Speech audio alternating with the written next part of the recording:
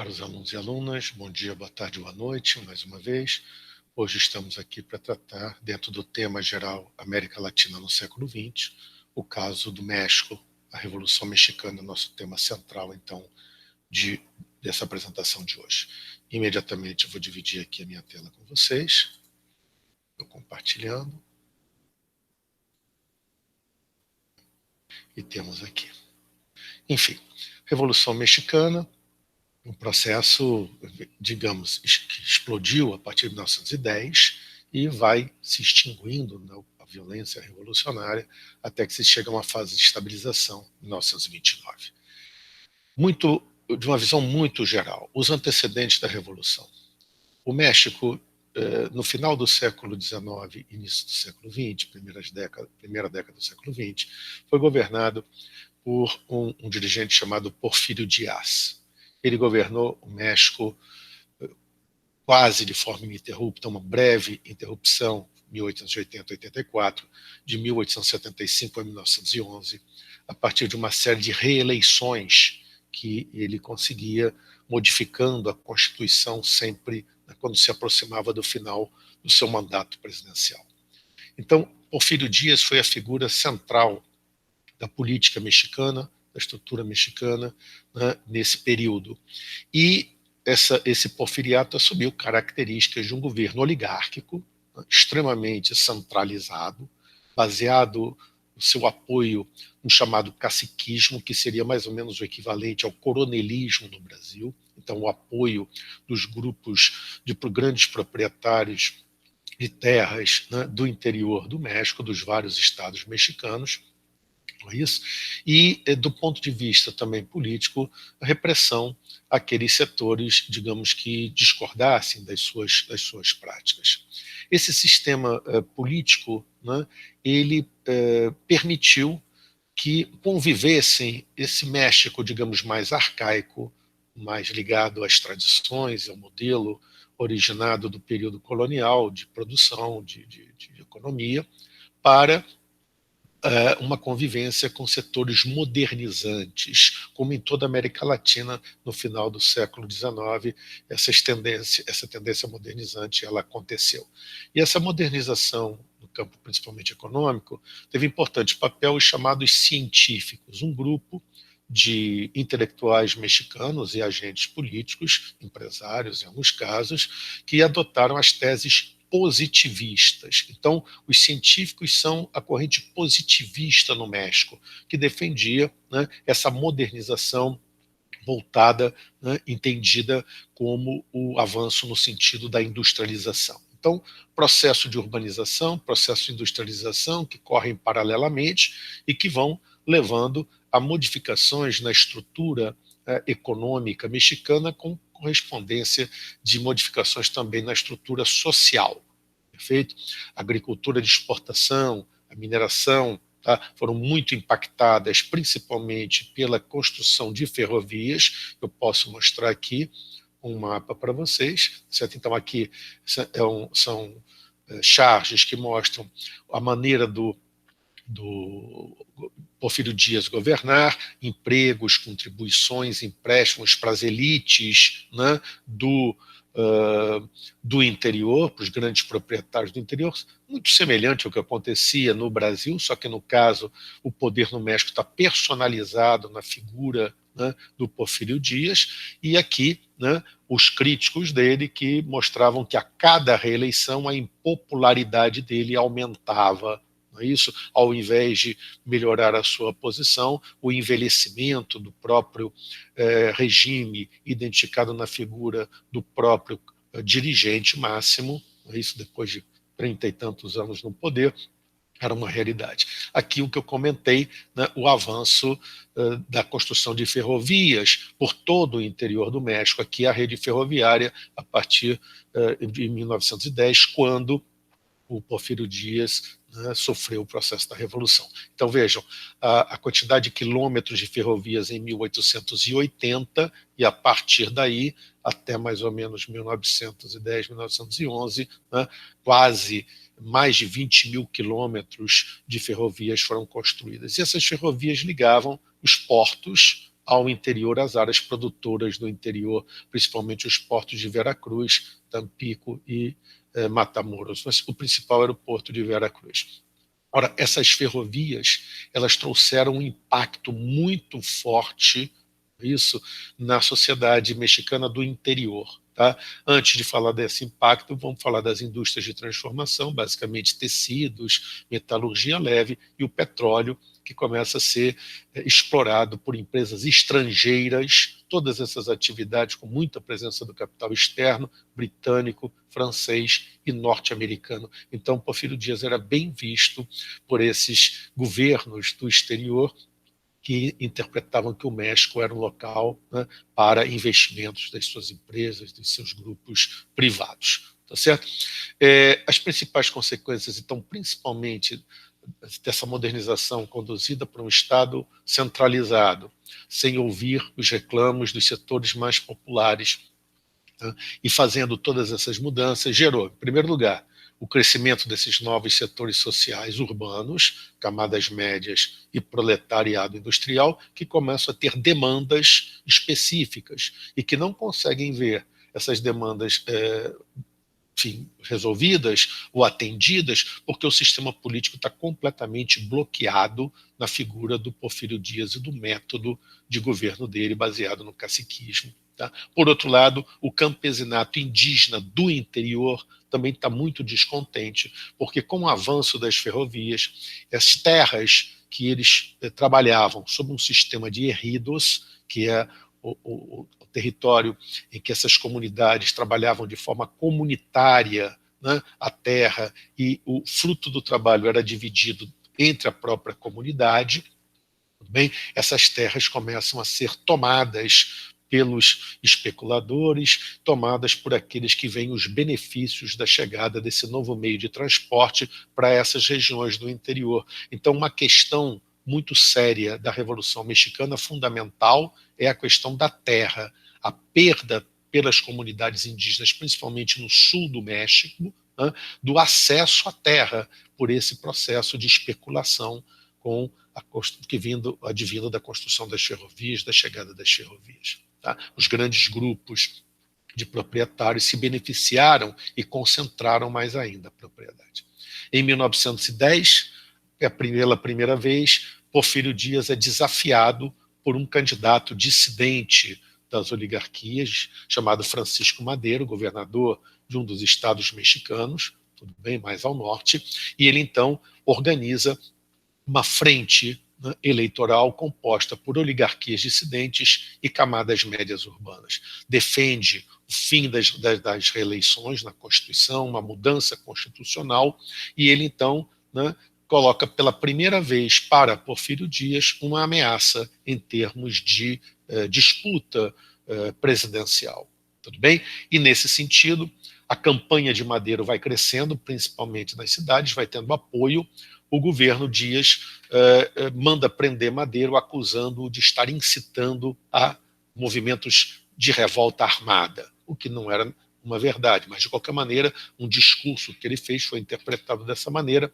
Madero foi preso, portanto, quando as eleições se realizaram, elas se realizaram com o candidato de oposição na prisão, e Porfírio Dias venceu e, obviamente, utilizou-se o tradicional método das fraudes, né, do controle do voto, etc. A oposição madeirista, ou seja, dos seguidores de Madero, que foi solto logo após o final do processo eleitoral, não aceitou o resultado eleitoral, tudo bem, e iniciou um processo de tentativa de derrubada pela força do governo de Porfírio Dias. Madero elaborou o chamado Plano São Luís de Potosí, e as revoltas começaram em diversas regiões do México. Aqui são as visitas de Madero na campanha eleitoral, que ele percorreu várias partes do interior do México fazendo a sua campanha e levantando uma oposição a Porfírio Dias. E aqui, as regiões do México, principalmente do centro-norte, e aqui o apoio no sul, que eu já vou explicar, que apoiaram a revolta, são os madeiristas, contra o resultado eleitoral. Começaram logo depois do resultado eleitoral e foram até maio de 1911, quando o Porfírio Dias, então, renunciou à presidência, abandonou o México.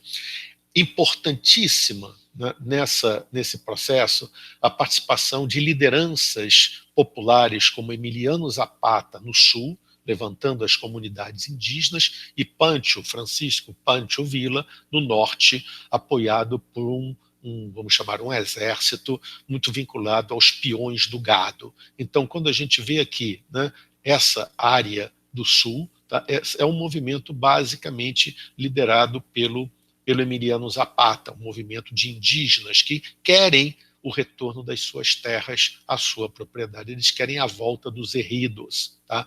Nesse sentido, essa revolução trouxe muito problema para aqueles grupos que formaram, né, a campanha eleitoral do Madero, porque eram grupos ligados às oligarquias, dissidentes, grandes proprietários. Um jornalista norte-americano fez até um comentário interessante. Madero soltou o tigre, agora o problema dele é cavalgar o tigre. O que significa soltou o tigre? Quando ele propôs, né, a revolta armada depois da derrota nas eleições, a revolução, tudo bem, ele colocou em campo, né, esses grupos populares radicalizados.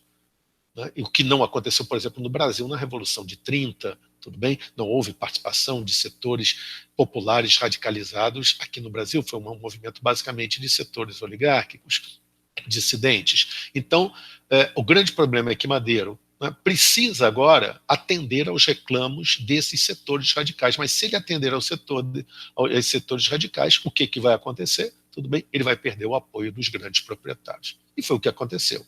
Realizaram-se novas eleições, porque Madero não aceitou assumir a presidência sem eleições, ele foi candidato único, começou a governar e tentou conter essa radicalização, ou seja, adiando, né, o atendimento às reivindicações dos grupos populares, principalmente dos indígenas do Zapata. E o Zapata, então, rompeu com ele, elaborou, Zapata, o chamado Plano Ayala, onde ele exigia, esse movimento exigiu, né, a reforma agrária com a devolução dos herridos. Madero, ao não conseguir conter essa radicalização camponesa, os exércitos de Zapata começaram a se organizar, tá? Setores conservadores e moderados, setores que tinham apoiado Porfírio Dias e setores que tinham apoiado Madero, oligarquias, tá?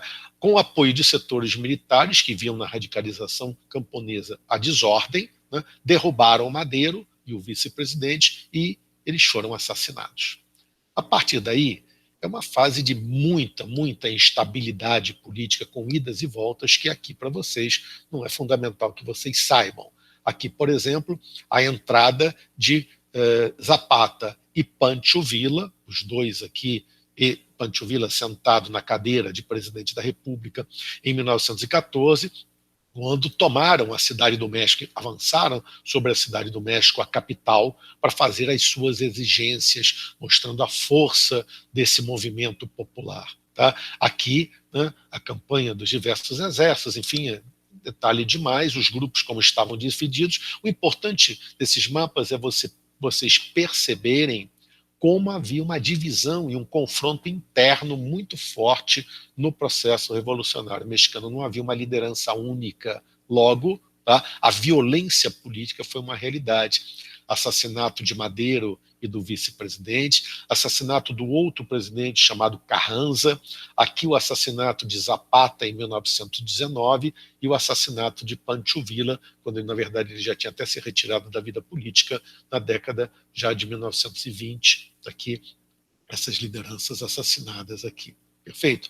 Essa instabilidade política só teve freio, ou só foi terminada, quando, né, em 1929, um presidente, já volto à questão da Constituição, chamado Plutarco Calles, teve uma ideia, tá? Criar um partido que fosse tão forte, que não desse origem à oposição. E, portanto, né, quem quisesse ser candidato, né, a qualquer cargo no México de vereador no legislativo até presidente da República no executivo, passando por deputado estadual, deputado federal, senador, enfim, governador de estado, tinha que pertencer a esse partido. Logo, qual é a lógica desse partido, que primeiro se chamou Revolucionário Nacional e depois Partido Revolucionário Institucional, que é um nome muito estranho, tudo bem? Ele passou a ser o local onde as elites disputavam, né, o poder.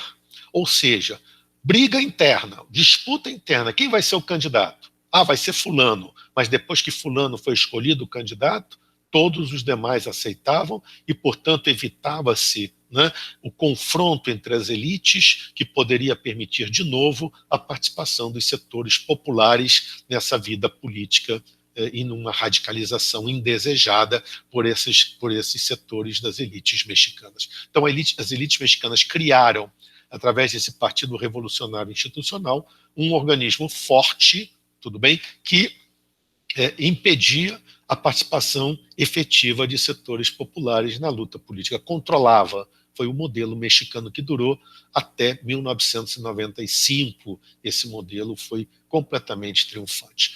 O governo Cárdenas, também, que era do Partido Revolucionário Institucional, presidente eleito em 1934, é aquele modelo mais próximo ao que a gente chama de populismo, uma legislação trabalhista e social, com apoio dos sindicatos. Foi o momento em que houve um avanço da reforma agrária no México, tá? E a criação de uma empresa estatal para explorar o petróleo. Então, para simplificar, Cárdenas está para o México como Getúlio Vargas para o Brasil. Para encerrar, um último detalhe: a Constituição de 1917, fruto do momento da Revolução, em que determinadas conquistas populares perdão, foram colocadas nesse texto, mas não foram necessariamente aplicadas. Por exemplo, a reforma agrária, ela não foi, a não ser no governo Cárdenas, efetivamente aplicado o retorno aos herridos, embora esteja no texto constitucional. Limitou o poder da Igreja Católica, que tinha muita força no México, colocou a legislação trabalhista e social e fez uma questão importante. Foi a primeira Constituição que separou a propriedade do solo da propriedade do subsolo. O subsolo passou a pertencer à nação, ou seja, as riquezas do subsolo não pertenceriam mais ao proprietário do solo. Tá? Você comprou uma propriedade, explora o solo. Ah, mas aí você cavou e encontrou, sei lá, uma jazida de ouro. Aquilo pertence à nação e, portanto, ao Estado. O Estado pode, evidentemente, dizer que você, privado, dono da terra, pode explorar, mas pode também criar uma empresa ou permitir a exploração por parte de outros, e aí, evidentemente, vai haver uma remuneração, né, uma indenização ao proprietário do solo. Tá? Me estendi um pouco. A Revolução Mexicana foi realmente um fato importante na história da América Latina, mostrou, inclusive, para alguns setores das elites latino-americanas o problema, né, de uma radicalização ou participação de setores populares e, portanto, tá, a questão mexicana influiu em outras realidades latino-americanas. Me despeço aqui, agradeço a paciência de vocês, tá certo? E nos encontraremos em breve. Um abraço.